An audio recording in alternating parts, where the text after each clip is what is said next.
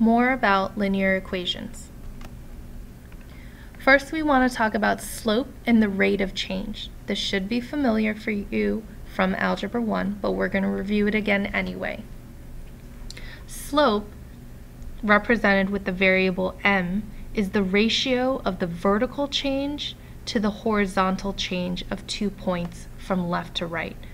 So when we're talking about a ratio, remember generally we talk about fractions, even though there are other ways to write ratios. So when you think of slope, hopefully you remember rise over run. Now the rise is the change in the up and down coordinates, and up and down on the coordinate plane is the change in the y coordinates. And how you find the difference in the y coordinates is you're going to take one y coordinate and subtract the other. So you take the second point and you subtract the first y coordinate from it. That'll give you the change in the y coordinates, or the rise. The run is going to be the change in x coordinates. So similarly, you're going to take x2 minus x1. Now, there are 4 main different identifications for slope. As we go from left to right, there's one that goes upwards, which we call a positive slope. As we go from left to right, if it goes downwards, it's called a negative slope. As you go from left to right, if it just goes straight across, it's a horizontal line. That one's going to be a 0 slope. And as you go from left to right, if it's just a vertical line that goes straight down, that's what we call an undefined slope. Now, to find the slope of a line passing through 2 points, we're going to use that formula that we had on the first page. So if you're given a point x1, y1 and a second point x2, y2, we want to use this formula to help us find the slope. So let's go ahead and work through example 1 together. So if you need to label, you can. If you don't need to, then that's fine. But I'm just going to label for this first one, x1, y1, x2, y2. And then I'm just going to substitute those values into this formula. So our y2, 6, minus our y1, negative 2. Now remember, subtraction is in the formula, so if you have a negative number, you're going to end up with minus a negative. Okay? And then on the bottom we have x2 minus x1. Okay? So minus a negative, we know it becomes plus a positive. So on the top we have 6 plus 2, which is 8. On the bottom we have 4 minus 4, which is 0. Now I want you to think about this carefully. Is it possible to take 8 and divide it into 0 pieces? No, it is impossible to take something and divide it into 0 pieces. So whenever you have 0 on the bottom, this is actually going to be an undefined slope. So instead of your slope being a number for an answer, you're going to write undefined. So I want you to go ahead and pause, try the second example, find the slope, and then check back with me when you're finished. Now hopefully in the second example you got 0 over 7. Now it's similar to the first example in that we have a 0, but this time it's on the top. So think about this logically.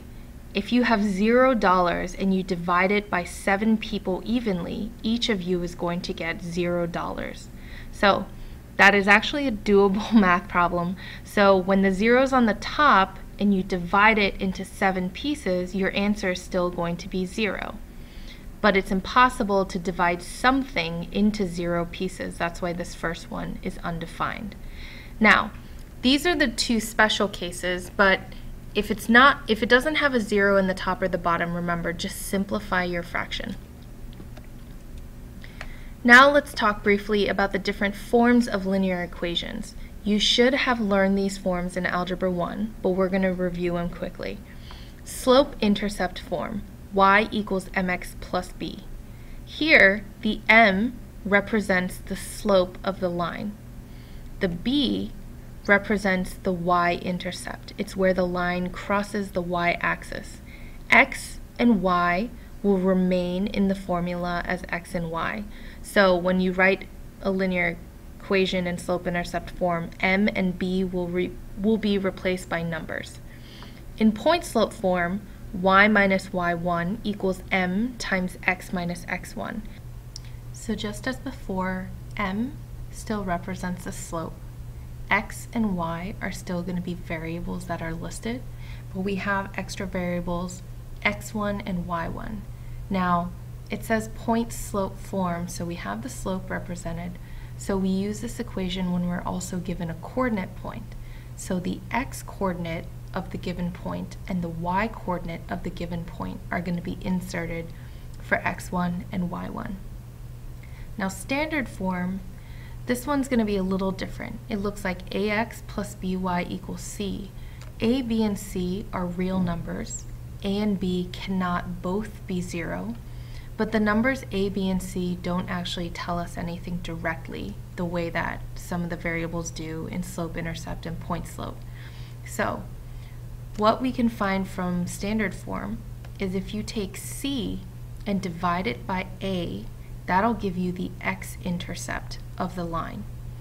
If you take c and divide it by b, that'll give you the y-intercept of the line. So it takes a little bit more to remember what the coefficients or the numbers are actually going to give you from the standard form, but it is helpful. So let's take a look at each one individually just to review again our Algebra 1. Slope-intercept form, just to remind you, m is the slope, b is the y-intercept. So we want to identify the slope and the y-intercept of the following lines, and then we want to graph each line. So the first step we want to take is actually to change this equation into slope-intercept form. So we want to isolate the variable y. So first, let's move negative 4x to the other side by adding 4x to both sides. That cancels, and we're left with 2y is equal to 4x plus 2. Then, to isolate the variable, our last step is to divide each term by 2. So the 2's cancel out, and we're left with y. 4 divided by 2 is 2x, plus 2 divided by 2 is 1. So here's our final answer in slope-intercept form. Now remember, we need to identify the slope, our m, which is going to be the coefficient of x. So in our case it's 2. And the y-intercept, I'm just going to label it y-int. And that's the constant, so it's going to be positive 1. So we're going to list this as a coordinate point. If the y-intercept is 1, it's going to cross at the coordinate point 0, 1. So that's what we're going to plot first, is on the y-axis we want to cross at positive 1, and then we want to use the slope, which is really 2 over 1. So whenever you get a whole number, just put it over 1. So from the point, we're going to go up 2 and then to the right 1. You can do it one more time if you want to, but 1 should be sufficient. And then we just want to connect those points to make our line. So why don't you go ahead, press pause, work out number 2 the same way we did the first one, and then check back with me and see if you got it right. Hopefully you found your equation to be y equals negative 1/2 x plus 4. The slope should be negative 1/2, and your y-intercept should be the point 0, 4. So you plot the y-intercept, and then you use your slope to get at least one more point, and then this should be your line. Point-slope form. Now remember, in point-slope form, we have the slope and the x and y coordinate of a given point. Here we want to write an equation of the line given the slope and a point. So all we're going to do is take our slope and then our coordinate point. I'm going to label this x1, y1, and then we want to just substitute into the formula. So we have y minus the y coordinate, 5, equals the slope, 2, times x minus the x coordinate 3. And this is our equation of a line in point slope form. You do not have to simplify, multiply, anything. If all I ask you for is the equation of a line in point slope form, then this is all you need to do.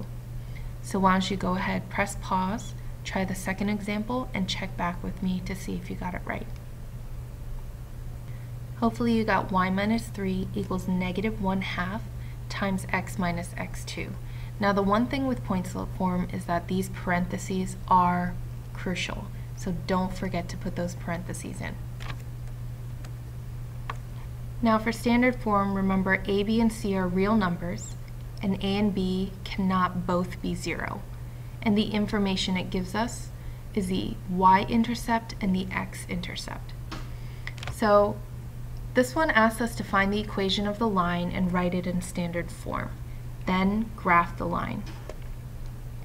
In this one, what we want to do is we're actually given 2 coordinate points. So we can't immediately put it into this equation. So what you want to do is you want to find the slope.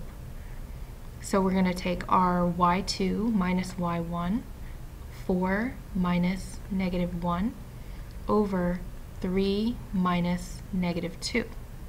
We get plus a positive on top and plus a positive on the bottom. So we have a slope of 5 over 5, which is really 1. Then I would say the next step is you should take the slope and a point, it doesn't matter which one, and then put it into point slope form. I'm going to take y minus, I'm just going to use the second coordinate point because it has less negative numbers. Y minus y1 equals m times x minus x1. Now we want to rearrange this equation so that it looks like standard form. So the x term needs to be on the left side in the front, followed by the y term equal to the constant. So we need to make a few adjustments here. First, ideally we would distribute this, but distributing a positive 1 doesn't actually change our values in here. So I'm just gonna remove that 1 and rewrite this as if we distributed it. Now we want to subtract this x and move it over to the left side of the equation. So that cancels, and we want the x to be first, then plus y minus 4 equals negative 3. Now we need to move this constant over to the right side. So let's add 4 to both sides. And now we're left with negative x plus y equal to negative 3 plus 4 is positive 1. So here is our equation in standard form.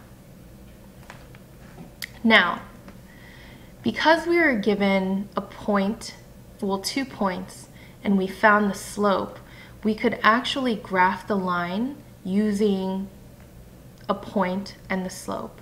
However, just for some practice, I want to take our standard equation and I want us to graph the y-intercept and x-intercept just to get a little bit of practice in.